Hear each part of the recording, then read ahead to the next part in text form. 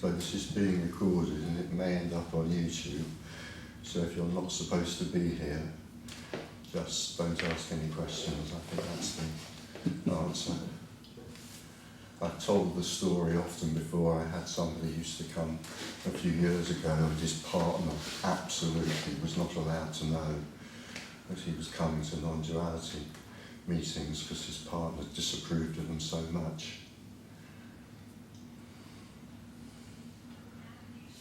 And he wrote to me an email sort of suggesting that it might be safer for him to be seen coming out of a brothel than coming out of a non-duality meeting. That bit may or may not get cut if this video goes public.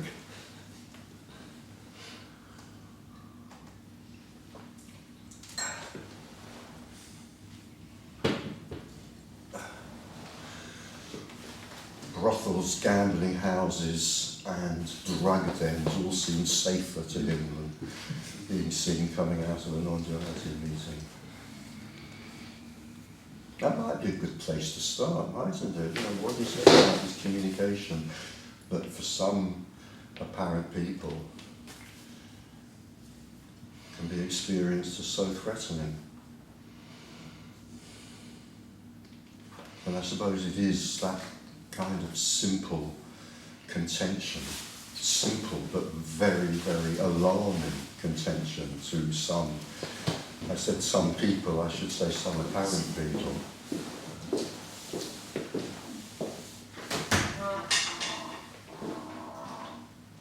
That there is no person, that the person doesn't exist, with all the implications that that involves. Hello, Philip.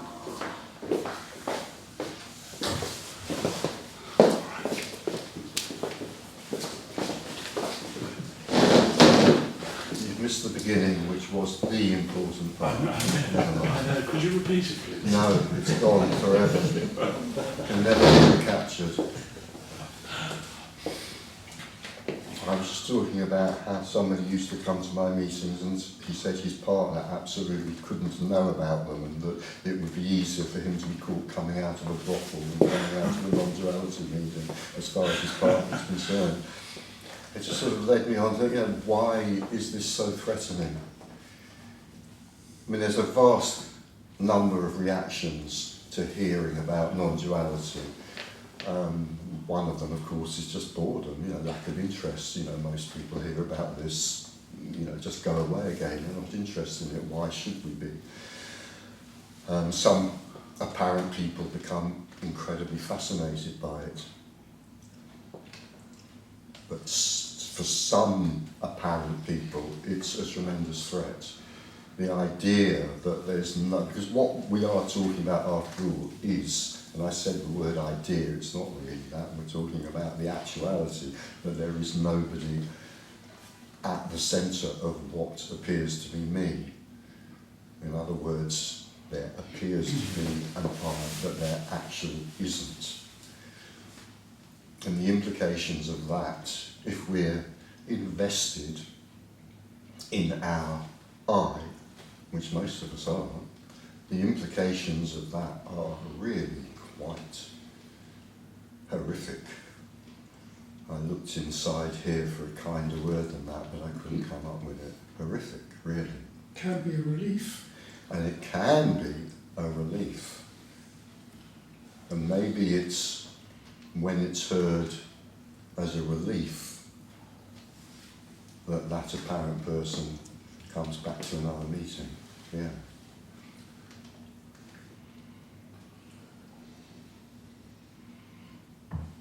I'm going to stop using this tortured language about it. I'll take the apparent out, but you just have to understand that whenever I use a word like people, that word is preceding it.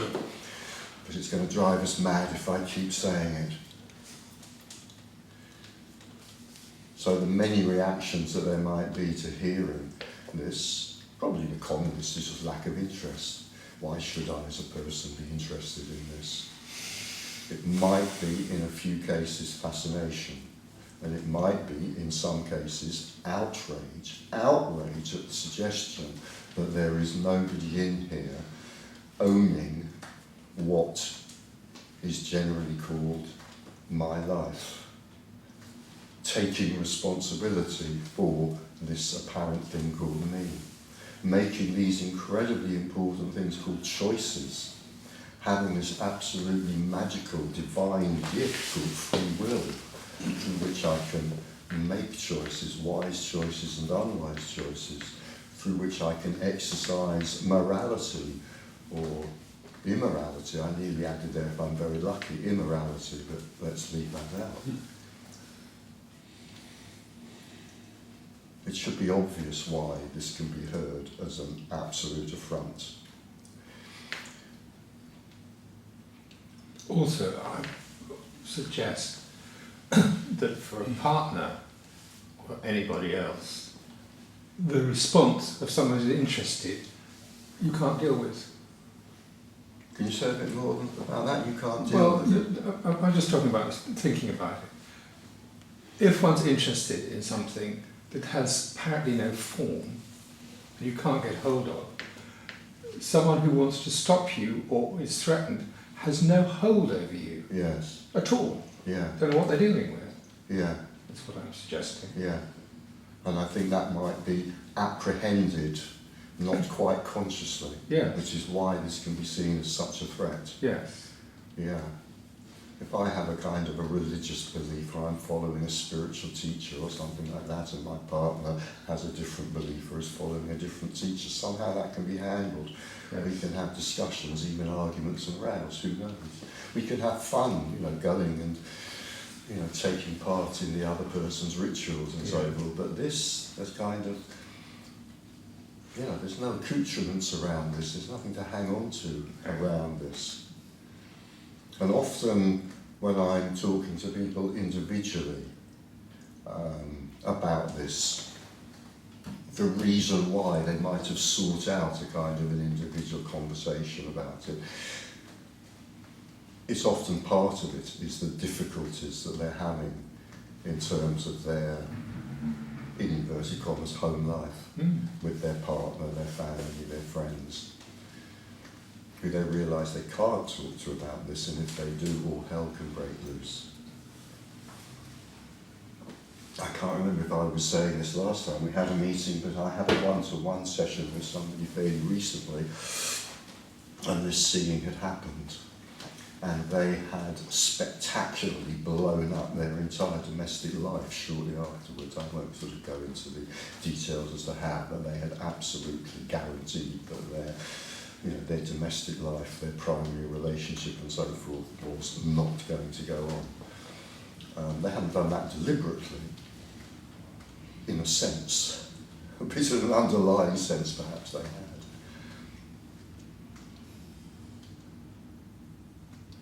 So it's like there's something about this seeing that it's quite difficult then to go on in the old way, whatever the old way means, the old habitual way, whatever our patterns are, whatever our habits have been, whatever our beliefs have been, whatever our habitual thinking modes have been.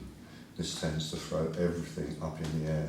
Not, bits and pieces, not 40% of what was going on, but the whole thing up into the air, because of course what this challenges, and if this is seen, what is seen is the one at the centre who seems to own something called my life does not exist.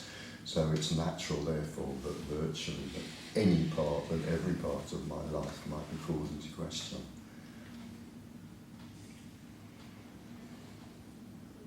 So what we're talking about is nothing less than the seeing that there is no one sitting here. There's no one sitting there. There's no one who came to a talk today either to listen to it or to give it. There's no one who had breakfast this morning. There's no one who will go home to wherever it is we believe that we have come from. Listen to how difficult language is. Listen to how impossible it is to talk about this without using dualistic language, because all language is dualistic. I was going to said, you are speaking from someone who knows. There's no one who knows. No one who knows. Whereas for me, this is theory, you know. It's a good theory. I wish it was more than a theory, but it's theory, isn't it? Yeah. I don't know. Yeah. Telling me that. Yeah. Yes, it's something I know, and I believe in, and it comes as a relief to have it as a belief, you know. But I just wish I knew it, not me. I just wish there was no one here. Yeah. Yeah. But there's a world apart, isn't there, between theory and the actual. Yeah. Whatever Well, it's unavoidable if we're caught by this. Yeah. If we're caught by this, and that is a huge if, then yeah, there's likely to be that yearning. Mm. There's likely to be that yearning, but I would say it's nowhere near as simple as, I mean, it sounds a bit weird to say theory and practice or theory and experience. It's nowhere near as simple as that, because so many of us may come across this as theory and have no interest whatsoever. Probably the majority of people who come across this as theory have no interest in it. And then the absolutely fascinating thing is those of us who come across this and we have absolutely no interest in it whatsoever, and we go away to pursue whatever it might be, chanting for our guru or collecting stamps, whatever it might be. And then at a different point in a story called time, which doesn't exist, and yet nevertheless there's the experience of a story called past and maybe future, so time seems to unfold. So it's at a different apparent time, that same character who has come across this and reacted to it with complete indifference and boredom, then might come across it again and react to it with absolute fascination and addiction. So it's not just the difference between theory and practice. If I had £1 for every time I quoted that saying, you know, your head is in the tiger's mouth, I'd have enough, well, I wouldn't have enough pounds to buy an Aston Martin, but I might have enough pounds to buy, I don't know, Morris Minor. They're not cheap, don't laugh at that, they're not cheap these days. Very sort of. They're not as expensive as an Aston But then Martin. you have addicts who are addicted to gambling, or alcoholics whose Yeah. head is in the tiger's mouth as well, isn't it? You know? Yeah, Yeah, people who are poor souls who are addicted to Yeah. this, whatever, you know? yeah, I'd be a bit cautious of that parallel. You know, I mean, maybe we are pumping some kind of addictive gas into the air that you're breathing now that kind of eats its way into the brain, and so you get this kind of addiction, as it were, but maybe not. But you know, I mean, I can sort of see the sense in that comparison, but also I'd be suspicious of it. Because Well, if you take a chemical addiction like alcohol or narcotics, for fairly obvious reasons, Yes, but I you do. can see that, and I think, you know, Gambling. with gambling, I'm reluctant to go down this road because I don't know that much about it, so I'm in great danger of being about to make a fool of myself. But I think, you know, we can show, you know, put you in the MRI scans and we can show what's going on in the brain and you know, there's a reason. Look, I'm reaching into my pocket for this wonderful addictive machine here, you know. The scroll of doom scrolling, it works in the same way that a Las Vegas, you know. So I don't want to pursue this too far, but I suspect that if we put you into an MRI scan in a non-duality meeting, and we put you into an MRI scan in a Las Vegas casino with a one-armed bandit, we'd see that there were, I don't know, you know, differences going on. What I want to say is, and I'm going to stick to this, and you can come back and challenge me, and eventually I might break down and weep and say, oh, well, I withdraw this. But what I want to suggest is that this is, it is a mystery, it is unknowable. It's not a mystery why we get addicted to doom scrolling or one-arm bandit. It's pretty well known why that happens. What I want to suggest is this is an absolute mystery. And part of the most mysterious part of that mystery is what I've just been talking about, you know, that why somebody, why Tony or Rodney or Richard or Fred or Beatrice or whoever should come across this and it should give rise to nothing whatsoever in this psychophysical system other than indifference. But then in a different apparent time, it gives rise to this utter fascination. Even though that utter fascination might, as you've indicated, go with a huge amount of frustration as well. It did here. You know, this body-mind, this divine puppet sat for many, many hours in non-duality meetings, feeling overwhelming senses of frustration, anger, puzzlement. You know, why did it still go? It's a mystery, it's a complete mystery. It's unknowable. I mean, the apparent mind, it's quite natural to ask these questions. It's quite natural for the apparent person to want answers to these questions. It might even get answers to these questions, and those answers will be meaningless because it cannot be known. It's unknowable. I mean, most things are unknowable. We have this wonderful kind of construction here called, whatever we want to call this, I'll settle on divine puppet for now. And part of the construction of the divine puppet is it kind of has this, all this stuff which is apparently known, which is knowable and known. But it's virtually all nonsense.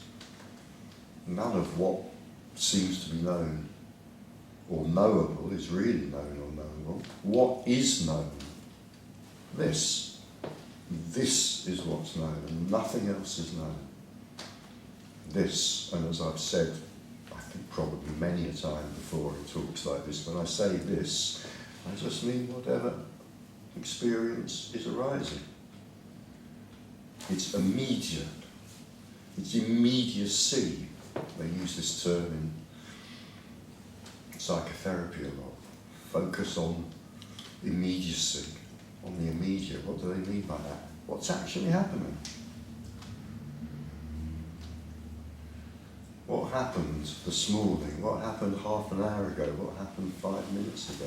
Did anything happen? It's unknowable. It's absolutely unknowable. This is what's known. The sound of a voice, the movement of a hand, whatever physical sensations are arising, the awareness of the temperature of the room, fingers moving,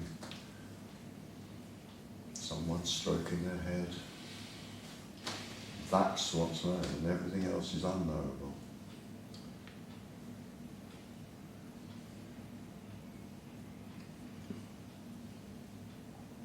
So we spend most of our apparent lives thinking about, feeling about, talking about, remembering, looking forward into the future, as I feel about that, which is unknowable.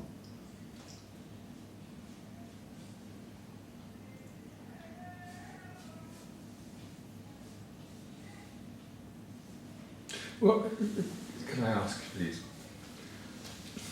You say everything else is unknowable. Is there anything else? I'm not quite sure. Well, that's also unknowable. Is there anything else? Fine. Well, let's really nail it down and be very specific. You know, is there anything else? No. Is there anything else? No. No. Was there anything else? Will there be anything else? Well, that's the story of time. This and that, this whatever we call this divine puppet, psychophysical organism, if we think divine puppet is a bit too spiritually romantic or whatever, lives in what seems to be a flow of time, with memory and expectation, and expectation is sometimes fulfilled and sometimes not fulfilled. But what actually is this. Is this. If you want to talk about experience, that's a simple word to use. Experience is only possible in this. I wanted to add a time word there because that's the natural way of speaking. So I wanted to say is only possible always in this, but there is no always. There's just this. There's just this. Now, in a way, that's a very challenging statement, but in another way, it isn't at all. It is, as I have often said, it is in the realm of the bleeding obvious. It is, isn't it? We're talking about what exists. So, there's a, whatever we want to call it, I think this time I'll go for monkey mind. There's a monkey mind here. I'm trying to vary the metaphors for some reason today. There's a monkey mind here. In this monkey mind appears, you know, a picture of sitting at a kitchen table this morning eating porridge for breakfast with honey in it. Okay, well, how does that exist? It exists as a picture or a sensation in this. So in a way, it's one of the most challenging things about this. I mean, I don't know how it figures in terms of the challenge of the person doesn't exist, but nevertheless, it is heard very challengingly by a lot of ears that there is only this. Time does not exist. There's just this, and now is just this, and now is just this, and now is just this. And see how difficult it is to talk about this without bringing in time words like now, which implies then, but there isn't a then.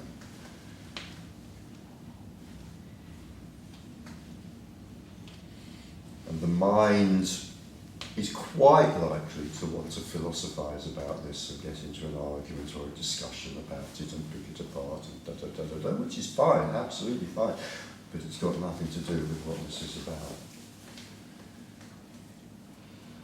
Because this isn't philosophy.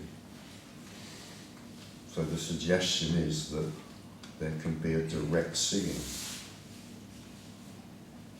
It is literally just this. It's evanescent. It seems that there can only be a direct seeing, otherwise there's no seeing. There can only be a direct seeing, otherwise there's no seeing, as it were. Yes.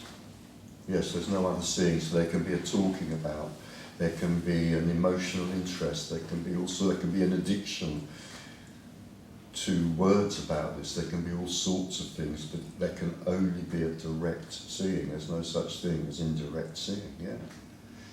Yeah, and that's the kind of frustrating thing, because it's got, you know, the natural thing for me, the way for me to complete that sentence was to say that that is completely outside of my power. That's very, very misleading. It's not really that it's outside my power. It's not even, the next stage is to say, you know, I have no power over this, but that's equally misleading, because actually what we're saying is there is no I.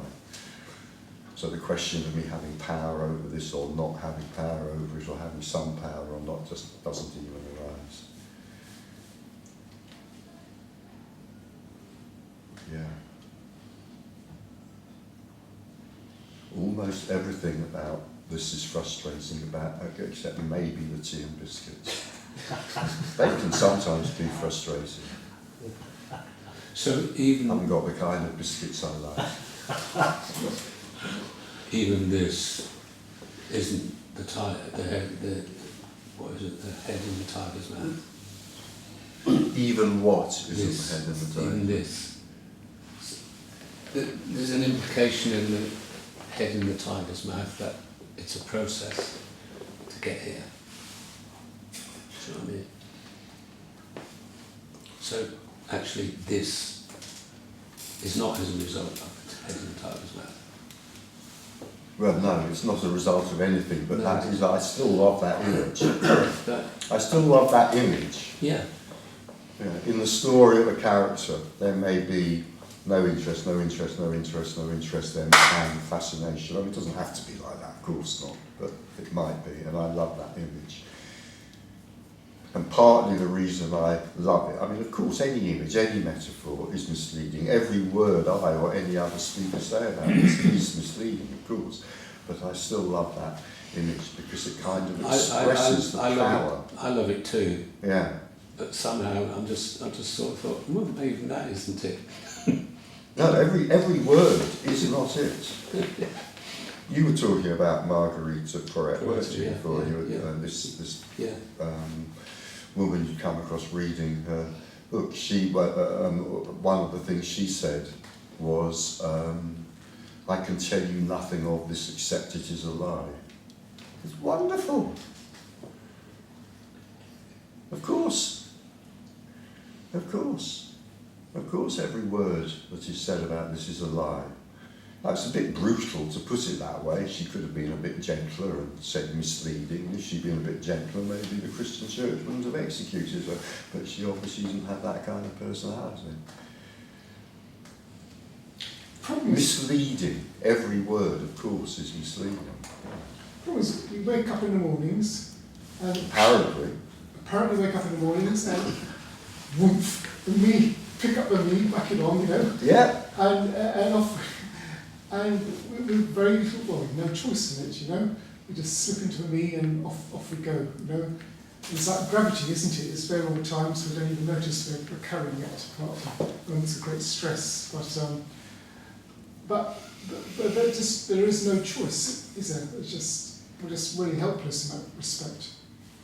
Well, I always wind that statement or that question one stage back. It's not that there is no choice, there is no one who chooses, which is really quite different. Now, to say that there is no choice is to posit the existence of a powerless person, which is very different to saying there is no person. So yeah, there is no choice, but not because there is a powerless person who is unable to make choices. There is no choice because there is no person to make choices. I suppose That's quite an important difference. And this is often heard as the first. This is often heard as somebody sitting at the front of a room or writing a book saying, you know, you are powerless. No, absolutely not. Absolutely not. There is no I, there is no you. So the question of me, I, being powerless or not powerless doesn't even arise. I do not waste a lot of energy on being me, you know. Yeah. You called me Benny. Yes. You know, talk about, it's ridiculous. Yes. It's bloody crazy. Creates mayhem. Yeah. All these me's rushing about creating mayhem. Yeah. Just one's enough, mate. So what's just occurred to me really is that's why I'm intrigued by the head in the tiger's mouth and what you've said also, is that like in Christianity there's a thing called faith. You believe in something, and it's like the head in the tiger's mouth is a sort of faith that this could happen. Okay. And I'm just interested in that. From this perspective... But it's not, it doesn't exist. Well, from this perspective, I would say absolutely not that. Yeah. From this perspective, head in the tiger's mouth, it's a description of something that seems to happen, because everything only seems to happen. It's a description of something that seems to happen on an energetic level, and it has nothing to do with faith. On an energetic level. Oh, yeah, and it has nothing to do with faith. I would say you know, we interpret words differently. So if we disagree, it may not be that we disagree, it may just be that we interpret words in a different way. But for me, you know, faith is a mental activity, and as Mark Twain so pithily put it. Sorry? I think we have somebody joining us. It's all right. Okay. Where were we? Faith. Twain. Mark Twain. Mark Twain, yes. Italy. As Mark Twain so pitifully put it, faith is believing what you know ain't so.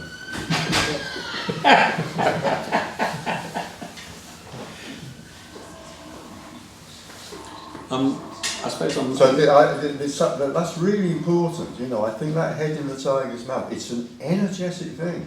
Yeah. It's an energetic thing. Those of us who've experienced it, those of us who've experienced it, well, I shouldn't speak for other people. God, I'm going to get so fed up with doing these air quotes. But nevertheless, those of But us, it's not a those belief. of us It's who not a don't belief. exist, who've experienced it when no experience happens. It's not a belief. No, or a it's faith no, or when there can't be any knowing about this, that it's something energetic. It's nothing to do with belief or faith. or expectation. Or expectation, yeah. Yeah. It does seem to be something that happens to some people who are getting enlightened. And every time I talk to them, they say, no, you've got it completely wrong, which was I have. What is it they're saying you've got completely wrong? There's something called enlightenment or Oh, right, yeah. that, I'll join them in that, yeah. It's not a Yeah. word I use. whatever. Well, yeah. But the people have got something's happened with you that's Okay, yeah. happened here. So what I'll say to this, and again, I can kind of understand the frustration that this Yeah. kind of communication might give rise to, because I felt it myself when other apparent individuals said this to me. It's not that they've got something that you haven't got, it's that they may have lost something that you still have. So I'm not comfortable with that word enlightenment. I don't tend to use it other than to dismiss it. But if I were to use it, it would be to indicate maybe that there's an individual who's lost something, not who's found something. Now, when I was a seeker, and I was a very passionate seeker, following the guru and so on, I was a very passionate seeker, following a guru and and all of that. You know, and I totally believed in this thing called enlightenment, which would bring with it many gifts, hopefully many gifts, including, you know, a huge golden aura, but of course not just a huge golden aura. But it's, you know, what we're talking about here is a loss of something. There's nothing to be gained here. There's nothing to be gained. Well, maybe a chocolate biscuit or two and a cup of tea. But apart from that, there is something to be lost, and not just the £15 entry cost. If you lose just that, bad luck. If you lose more than that, great. You mean it's not even an opportunity cost? It's not even an opportunity cost. It's just gone. Well, if you lose yourself, that's better than an Aston Martin. Absolutely. I should not have said that. What's your How could I know? I've never had an Aston Martin, so how could I know? what's your take on, as a matter of interest, on the number of people that are utilising the use of the phrase non-duality in all sorts of contexts, in sort of saying, almost say it's non-dual, and almost if they know what they're talking about. It seems to be spreading somehow. Are you trying to lead me I'm not trying to into, do tempt anything. me into being indiscreet by any chance? That's all. Do you want to be a bit more specific about what you're asking about? Well, exactly that, is that there seems to be a growing tendency of different organisations, or whatever, or say the church for a start, to use the word non-duality as if they know what they're talking about. Rather than acknowledging that we can't know what we're talking about, do you mean? Well, not even knowing that that's an issue.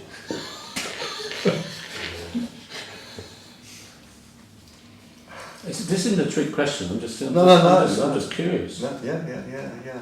Well, it's, yeah. I think what happened at a certain point some time ago is that the word spirituality got reconfigured for a lot of purposes into non-duality.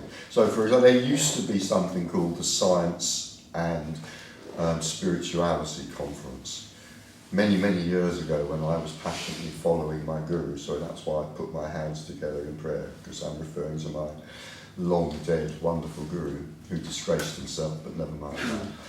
I remember he was invited to and spoke at this thing called the Science and Spirituality Conference, and then there came a certain point when it just got reconfigured as Science and Non-duality. And I think there's kind of cultural reasons for that. I think an awful lot of people who are spooked by the word spirituality are not so spooked by the word non-duality. So yeah, it's become kind of flavour of the month. I'm now curious about what you would have said that was indiscreet. What I would have said. You said, am I tempting you to be indiscreet? I'm now curious about what that might have been. One of the problems here is that the memory here is unusually shot. What was I referring to when I mentioned? You said to me, was I tempting you to be indiscreet? Or something? About? Well, I don't know about what. My once upon a time long ago, very, very... We're talking about 3 minutes ago. That's a lifetime in terms of my memory, given that time does not exist. I was probably referring to my very, very naughty guru. My very, very naughty guru. God, you really made sure that I said that clearly. Yeah, we're very sure it's who it was. I'm not quite at all. He's dead anyway, so he can't sue me. He's a wonderful, wonderful Indian figure called, wonderful name he'd given himself, Guru Raj Ananda Yogi. Isn't that beautiful? Means the Guru Raj, the king of gurus whose nature is universal love. What a wonderful title to give yourself. Yeah. Beautiful. Beautiful. Where were we though? How did we get on to... Could I ask a question? Yeah, please. Can you hang on to it for a second? If you can sort of backtrack and see where were we? We were talking... I think it was about James, yes. Other people co-opting the idea. Oh right, okay, yeah. Oh well, no, that's not important. It's just a sort of cultural change that happened. I think the very obvious thing that a lot of people who are quite spooked by the word spirituality and not spooked by the word non-duality nearly so much. But I think it's kind of ironic considering what you were saying before, earlier in the talk about non-duality and how its connotations can sever. Why is it ironic? Because it's sort of sucked in all these other things now. That term non-duality is now sucked in all these other they've things. substituted spirituality for something which kind of threatens the sense of self, so to speak. Yeah, but we don't want to spook people. It's a bit like that word transpersonal. I mean, I've been very involved with this kind of psychotherapeutic world, but particularly, you see, we use this word transpersonal. Transpersonal therapy, transpersonal psychotherapy. It's much, much easier for people to hear that and not get spooked.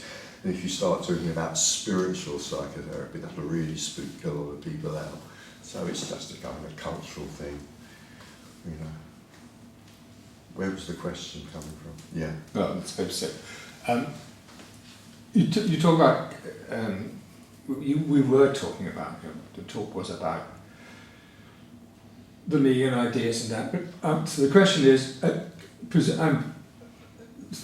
can an attitude or an idea or a feeling arise without them necessarily being the idea of a person that holds it?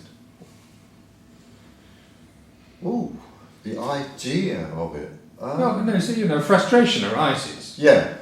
But it's not necessary for there to be an idea that there's a person having it, because it must arise, because there isn't a person anyhow, if there isn't.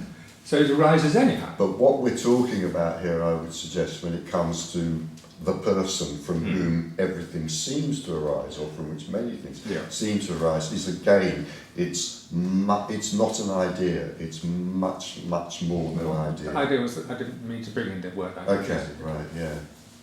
No, yes. So take the word idea out of it and the question becomes... So a frustration arises. Yes. A difficulty arises of some nature, a feeling arises. Yeah. You don't have to say, I'm depressed or I'm frustrated. But that presumably would... the question is, can it arise anyhow? Yes. Without there necessarily being the sense, or what, I don't know what word to use, the being of a person there, the conviction, or it's more than conviction, it's non-questioning of the facts. Yeah. But I'll stick, of all the words you use there, I'll stick with sense, the sense of the person, because that makes the most sense to me. Yeah, absolutely, that's what we're talking about here. We're talking about the possibility of the direct seeing, that all of this which appears to be going on, and which appears to be happening for someone, for a person, sitting here in a chair, or sitting there in a chair, or whatever, that is, if you like, the divine illusion. Yes. It's all simply going on.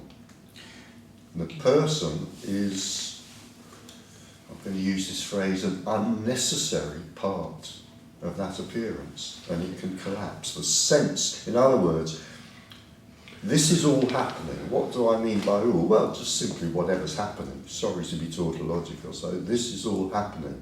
And what we're talking about here is simply that for most of us, most of the time, it appears to be happening to a me. And all we're talking about is the possibility of that collapsing, so that it's noticed that it's simply happening. It is not happening to me or for me. I'm imagining the feeling is more emphatic because there's no self around to qualify it in numerous ways. So you're imagining the feeling is more emphatic rather than the self analysing it in one way or another. I'm just saying that in terms of would there being a what self? do you mean by the feeling is more Well, the gentleman here said, used the word idea. Is an idea, and then he said he didn't mean to use the word idea. But if there's no self there and there's frustration, I imagine the frustration is even more colourful than it might have been with a self there. Colourful isn't the right word. But do you see what I'm saying? I'm not sure. Are you suggesting that so that without the self there, the feelings that arise can be more powerful? Yeah. Yeah. Oh no, absolutely. That's what I'm saying. Yeah, Yeah, absolutely. that's That's reported many a time. Yeah, absolutely. Because one of the effects of the apparent contracted person is often to kind of dampen down the feelings that arise. I mean, because of the self. Because of the self.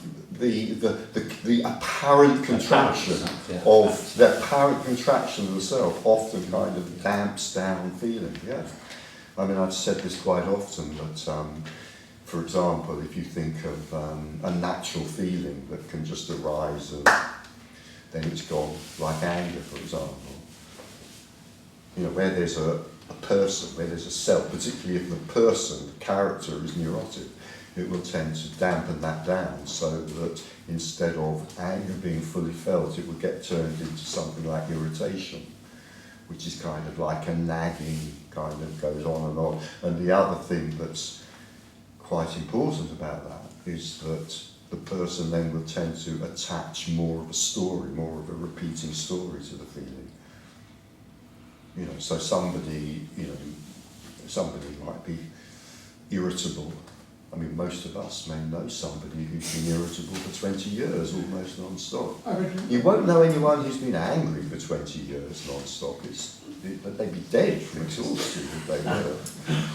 A really great observation like that, someone observing two ducks having a fight against each other, then shuffling at the end of the fight, ruffling their feathers and just doing their own thing. As a human being would go, what was that about? And absolutely. Resentment and hate and would carry that onwards, you know, as opposed to just ruffling their feathers and paddling off, you know.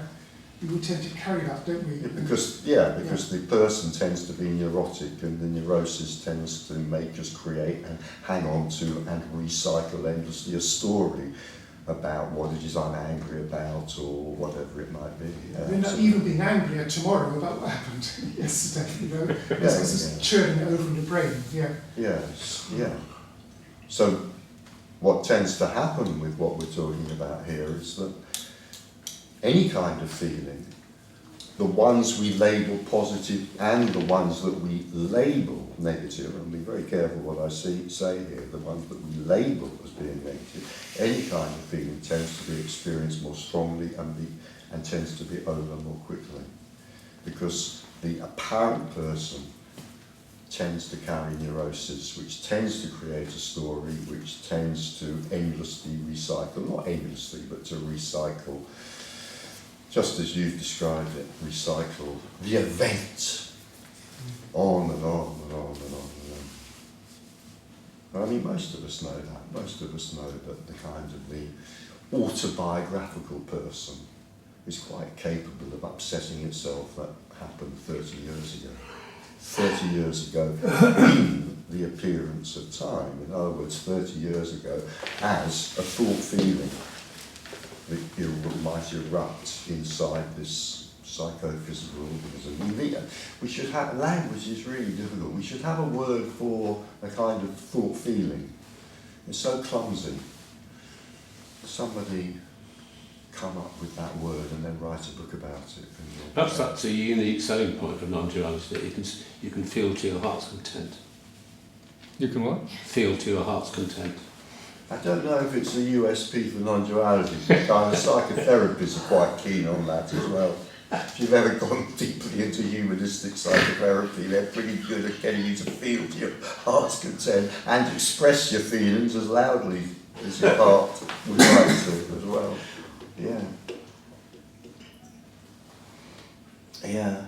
I mean, something I remember saying in a talk a long time ago,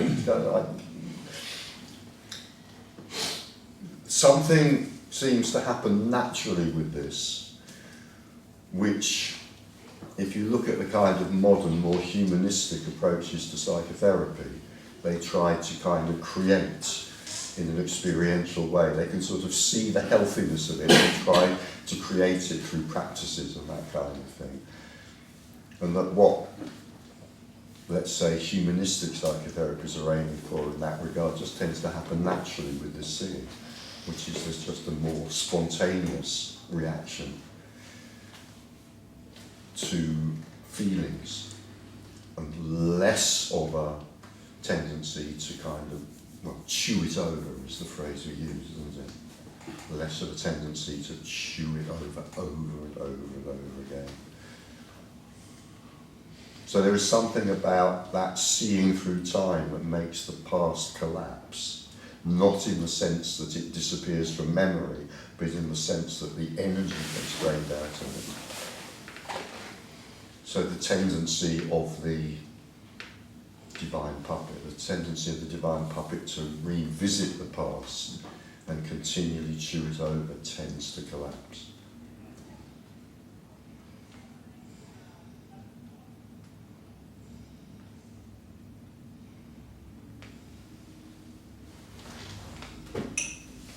So do you think it's necessary that because people are created, like the person sort of created by society and our interactions, is that a necessary part of life, and then at some point you get sick of that and then it just collapses, or you're drawn to this kind of teaching, and then maybe that, I'm just saying, is there anything necessary in having that personhood, that kind of construction, even though you're saying it doesn't exist, but there's the appearance of it?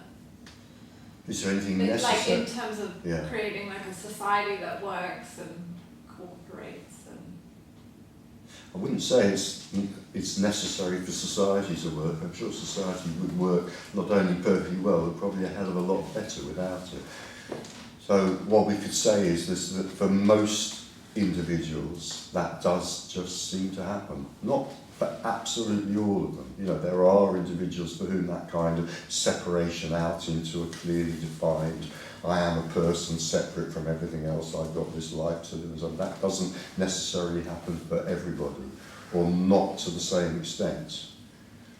But it's kind of the generality. It just seems to arise, you know. We become kind of dense, if you like. We separate out and become dense. And then for some of us, who knows why, there becomes this interest in this bizarre possibility that we're here to talk about. That maybe that is just an illusion and it can collapse. I mean, for most apparent people, that is not what happens. For most apparent people, the interests that develop are completely different to this, you know, whatever they may be, you know. Working hard and buying an Aston Martin or worshipping some kind of god or other, who cares, you know. But for some apparent people, an interest in this other possibility arises, and then there are, I would say, there are individuals for whom this kind of separation never really happened. Usually they're pretty crap at life. Yeah, that's what I was thinking. Yeah. I always think in order to get anywhere you might need this personhood for a certain period of your life at least, in order to cooperate and build society and I would say I haven't done a lot of research into this, so I may be shot down over it, but I would say there is a common characteristic amongst individuals where this kind of separation out did not fully happen, or only partially happen, or didn't happen at all, and that is a distinct lack of ambition. And a distinct lack of being able to play the game of life successfully.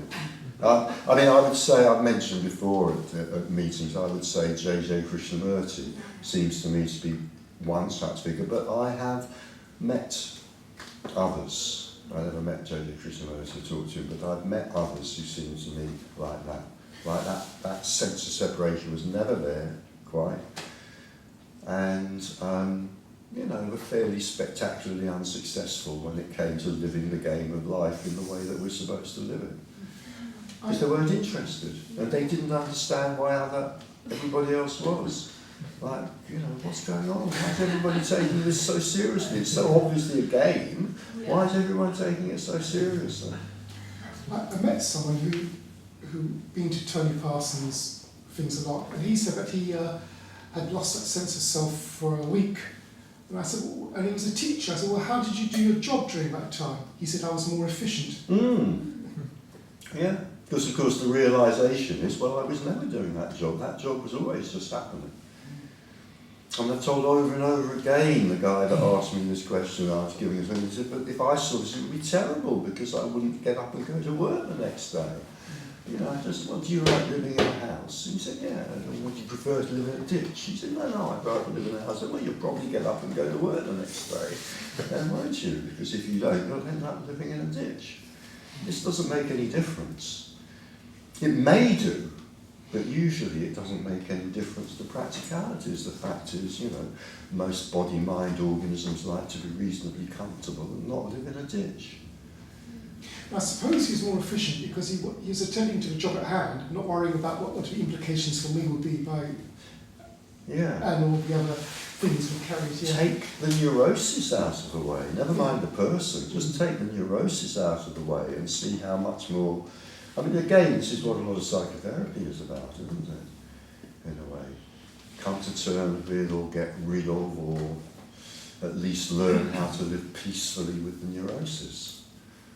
So yeah, absolutely. Take the person out of the way, and lo and behold, everything just goes on as before, but probably a lot more smoothly. I mean, the person is really good at fucking things. Really what? I'm glad you asked me to repeat it. I wasn't quite sure that the camera got that. The person is really good at fucking things up. Yeah. I used to think, as a young man, that always came to me, that all I can do is mark things up. Right, yeah. Yeah. And did you do it well? I don't know. But in a way, I suppose that's what happened. It was always it was marred in some way. That's the only way. It was the thought that seemed to be the observation. I wasn't dwelling on it, but what do you do with it? I don't know. But often things got marred, which could have been more beautiful or better, or easier or smoother or more beneficial. It doesn't matter. Just mark something in it. Yeah. Well, that subscribes to my view is that we're all running around like headless chickens, really. We're all running around like headless Headless chickens. chickens, not helped by psychotherapists. Well, I don't want to be too tough on psychotherapists. They may be helpful in some ways, but my view on psychotherapy is very simple. I've said it often before. If we're going to go to a psychotherapist, it's best if we're going to a psychotherapist who isn't there. You know what I mean by that. Otherwise, they're an expert. Psychotherapists who've seen through the self, because they'll be less invested in the story. It's a very interesting question about how would society function differently, and this ambition that sort of drives so many apparent people. There's an I and a self and a story, and like I want to climb the career ladder, I want to accumulate things that will make me happy, and once that disappears, there's no self that has ambitions that kind of drives sort of consumerism or whatever it is. How would society behave differently? Like, would there be sort of apathy if there's no self that is driving this sort of chasing after something? Would there be like kind of an apathy, like there's no one to care or to mind whether they get a promotion or not? And would there still be compassion? Like if there's no other self, there are no other apparent people who are suffering, then there's no one to feel compassion for or someone to feel compassion to. There's an awful lot in there. And I know that by the time if we sort of deal with the first bit, even for 30 seconds, I'll have completely forgotten the second bit. So try and hang on that thing about compassion, it's interesting. But the bit before that, first,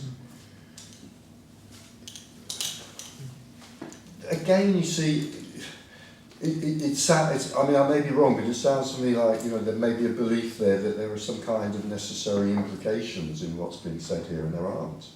There aren't any necessary implications, so who knows what, who knows what will happen.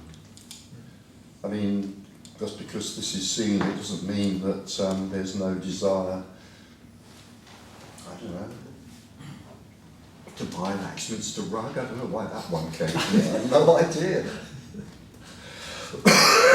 Somewhere deep in my unconscious, maybe there is a desire, a so far unfulfilled desire for an Axminster rug. I'm so deeply unconscious about that I don't know. But at random, I mentioned an Aston Martin before. I wouldn't assume that there's any practical implications in what we're saying. Does it make you, so it's not going to make you more good or better or... Well, better in what way? Gooder in what way? Because, all the spiritual... Will this make me gooder? In what way? All the kind of spiritual paths... Oh, forget it! Promise of enlightenment. Yeah. And I guess you said it's not really the same thing as enlightenment. It can't be that far away, can it? What can't be that far away? The self dropping away. Yeah. It has somehow I think it has to be somewhat similar to what they're talking about when they talk about enlightenment or... Well, I think except that the mind tends to, I mean not all minds of course, and this isn't always the case, and I'm going to come out in a minute or two if I remember it with my favourite quotes about enlightenment, but certainly for some mind. You know, it hears that word as kind of a promise of all sorts of magical things, magical powers and magical gifts, and you know, life will run smoothly, and there can only be good things, and da da da da da da da da da. You know, I mean, Or we at least the construct. end of suffering. Oh, and the end of suffering. Oh, God help us. Yeah, the end of suffering. So I've definitely got to throw in my favourite quotes about enlightenment in a minute. But I mean, it's very alluring, isn't it? Very endearing, these stories, and very alluring that there is this possible state in which I have this enormous golden shiny aura, and you know, there is no possibility of suffering, and people fall at my feet and finally give me the bouquets of flowers that I so richly deserve, which have eluded me up to this point in my life. So, you know, a few quotations, a few sayings about enlightenment. You know, the Zen monk that said, "Now I'm enlightened, I'm just as miserable as ever."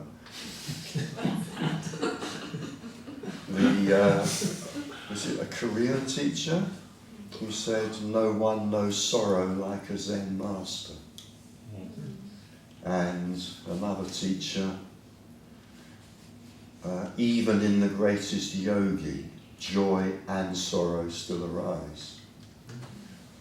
So I think the kind of the personal mind, you know, craves the idea of this possibility of life beyond any possible kind of pain or suffering, where everything is just, I don't know, whatever our own, you know, just endless disco balls. I don't know, whatever it might be. What about? But there are quite a lot of, you know, there are quite a lot of correctives to that. Yeah. And then there are those that say, well, what is it? Is it Adyashanti that says, you know, suffering is optional, pain isn't optional, but suffering is. I mean, if it wasn't him, I apologise, but somebody said that. I'm not sure that I can make sense of that. It sounds, you know. But what we're talking about here is that, you know, the person, the solidified sense of the person, is very good at hanging on to stuff. And particularly depending on the character, certain kinds of stuff. Particularly, for example, bitterness. Oh, how wonderful.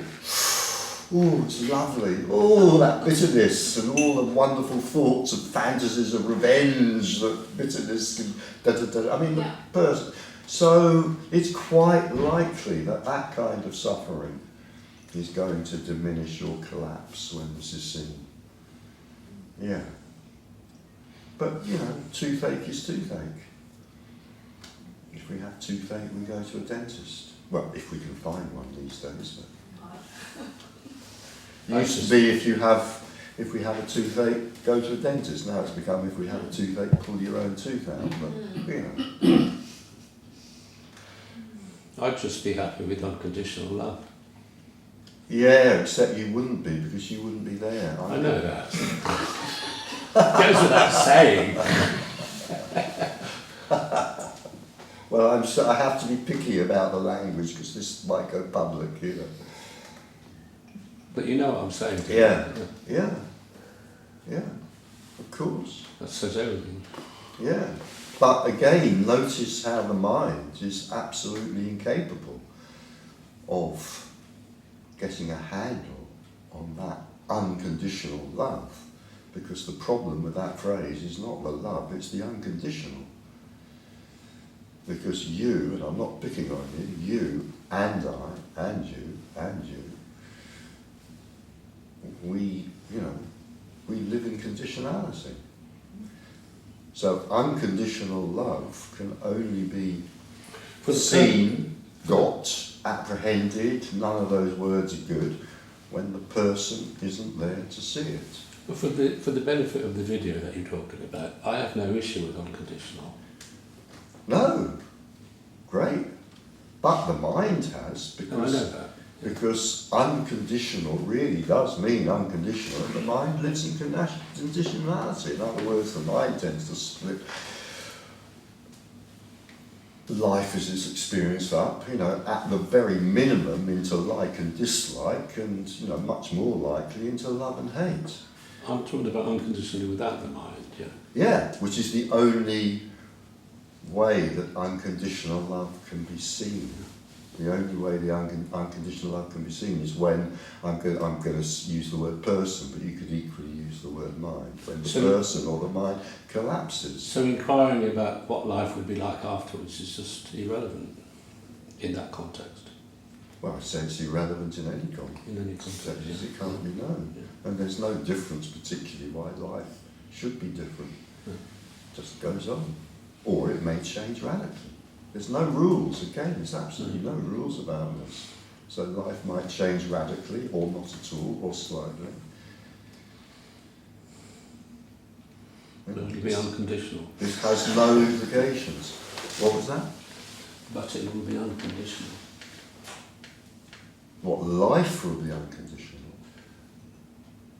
That's what I'm saying, yeah. I'm saying that, I don't know whether you're interpreting life as something different, but in terms of unconditional love, that's the mystery. Oh, absolutely, that's the mystery. Yeah. Yeah, it's the mystery the mind can never. I mean, there are lots of spiritual paths and religions that encourage the mind not even to become unconditionally loving, just to become more loving, and even that can produce quite a lot of indigestion. But for the mind to try to become unconditionally loving, I mean, there we really are on a path to beating ourselves up forever. You can't try to do that. It's Oh, you can try to do it, of course you can try. Well, without understanding what it is that you're trying to do, you can, and it's at the root of a lot of, it's at the root, it's there in quite a lot of religious paths, which is maybe why a lot of religious paths give us that indigestion. I suppose you end up trying to love what you actually hate. You can't do that, but when you're not there, it can be seen. It can be seen. Is this the time when I should tell the dog shit story again? I've told that so many times, the dog shit story. It's just I finished giving a talk in Germany, and this young woman who I thought she'd been looking at me rather sternly throughout the talk. She didn't say anything, she didn't ask any questions, but I thought she was looking rather sternly at me, which might have been a projection, I don't know. But anyway, at the end, she waited till the talk was over, and then she came and sort of loomed over me. I felt, sorry, I'm hesitating because I don't want to say threateningly, but maybe it was, I'm not sure. And she said, I have a question I want to ask you. You say that unconditional love includes everything. Does it include dog shit? And I said, of course it includes dog shit. If it didn't include dog shit, it wouldn't be unconditional. And at that point, she became much more friendly and broke into a smile and said, she said, that's what I wanted to hear. But the mind can't. I mean, what's the mind going to do with that? The mind can't do anything with it.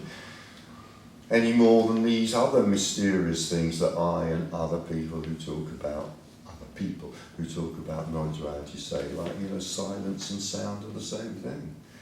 Movement and stillness are the same thing. How can the mind can't do anything with that? But it can be directly seen. It may be directly seen, but it won't be directly seen by the mind. Well, the mind doesn't exist anyway, so I don't even know what it would mean to say directly seen by the mind. The person cannot see that noise and silence are the same thing. The person cannot see that movement and stillness are the same thing. But it may be seen, and if it is seen, that alone may destroy so many stories that the mind has. Particularly if, as in my case, the mind was sort of spiritually romantic and was the mind of a seeker. I want to experience more silence, so I must withdraw myself to an ashram halfway up a mountain. What a load of bollocks. I mean, if I want to withdraw to an ashram halfway up a mountain, well, fine, why not? But there won't be any more silence there than there is in Piccadilly Circus. I'm somewhat I'm somewhat uncomfortable about this idea that the suggestion that unconditional love is some unachievable ideal. I mean, Unachievable ideal, did you say? yeah, something Yeah, like that. So, you know, in unconditional love, you'd still avoid the dog shit, wouldn't you? Or you wouldn't be there, but you wouldn't walk out in front of a rushing car in unconditional. This idea that unconditional love is something really special, it's not really, it's just... No, it's the nature of things. I'm not saying it's special, I'm just saying it's only seen when the person collapses, that's all. Yeah. And that the ideas that the personal mind, pretending that there is such a thing, the ideas that the personal mind come up with, that unconditional love is something that I can experience, and even worse than that, is something I should or ought to experience, can create a great deal of pain, unpleasantness, spiritual indigestion, and possibly actual indigestion as well. That's all I'm saying. Possibly not. Actual indigestion. I mean, you know, if I as a person set out to experience unconditional love, I'm on a real hiding to nothing, because the person always lives in conditionality. The person always lives in this and that. The person doesn't live in this. This can only be seen when the person isn't there. I had a strange experience. I set out to paint a pipe, and I was painting this pipe, and suddenly unconditional love started happening to me, and I blushed bright red because it was like unconditional. And after a while I said, okay, you can stop, I've had enough, but it just kept on coming, no, there's more to it. And I was blushing totally bright red because it was, unconditional, if you know what I mean. And when it left, I was, you know, but I was definitely me being me, and I wasn't aiming for it, I was just doing some DIY painting a pipe when this event occurred. So, and then during that blessed time, a few months, going for walks and going, thank you to whoever it was, and whoever was saying no thank you back to me, no thank you, no thank you. It's always these thank yous going backwards and forwards, you know? So much gratitude. And but I was me during that time, and those lovely days have been long gone. So, Lovely. But it wasn't searched for, it just... No. Yeah. And if it is searched for, that can have no effect. If it's searched for, it may appear, it may not appear. And if it isn't searched for, it may appear, it may not appear. What we think we're doing is kind of irrelevant. Yeah. There was something else. Oh, gratitude. Yeah, absolutely. That's also a kind of key word. Gratitude. From no one to no one, for nothing, but it's just... Yeah, absolutely, yeah. You could say, yeah, that's a characteristic of what we're talking about. And so again, the mind can't really make sense of that. Gratitude, who to, what to, doesn't matter. Yeah. Yeah. So when someone hears the instruction, you should love your enemies, there's a person here who should, you know, feel unconditional love for someone who's been labelled as an enemy. And then it's like, but I'm struggling to love this supposed enemy, and I'm beating myself up. I should be capable of this, and I'm not. I'll try harder. Yeah, try harder to love your enemies. Yeah, you're a very, very awful person if you can't. But when that sense of there is a person to be loved, there is only love. There is not someone feeling love. There's not someone a target to whom that love is being felt. There is only love. Yeah, it's not you. It's got nothing to do with you. You know, whether you might define this as an enemy or not becomes irrelevant because it's got nothing to do with you. Yeah. I mean, you tend to get in the kind of religious stories and so forth, you tend to get these injunctions. You know, you should, you ought, you must, and then we can give ourselves this awful spiritual indigestion trying to do the impossible. You know, and maybe in the story of humanity pretending that there is such a thing, maybe that kind of is what the mind's misunderstanding of just this kind of natural outpouring that can happen. But I mean, that's a terrible story that we're creating now. That's not a terrible story, it's just, you know, a lot of story. that we're creating now. Yeah, absolutely. And it's interesting that when we turn this thing about unconditional love, being more loving, when we turn that into a story for the mind, it does tend to produce really quite, undesirable results, including a lot of neurosis. Yeah. What you said about that, like natural outpouring of love is not pouring out from someone. No. It's just there is love flowing. Yeah. There is love outpouring. It's the nature of, might as well say, existence. Mm-hmm. It's just the nature of existence. Yeah. Now you can imagine how the mind can argue with that. How can you say that? Da, da, da, da, da. I'm sorry. At that point, the speaker at the front of the room, if they have any wisdom at all, retreats back into the well-known statement, this is just a description. But because it is. There's no prescription here whatsoever. There's no rules for living here. Rules for behaviour. And again, it's that thing, I can't remember, I've already just said this, but there's something about the shoulds and oughts and musts collapsing. There is a sense, well, there is if there is, not everyone feels this, but there is a sense of freedom around this, a sense of freedom around this communication.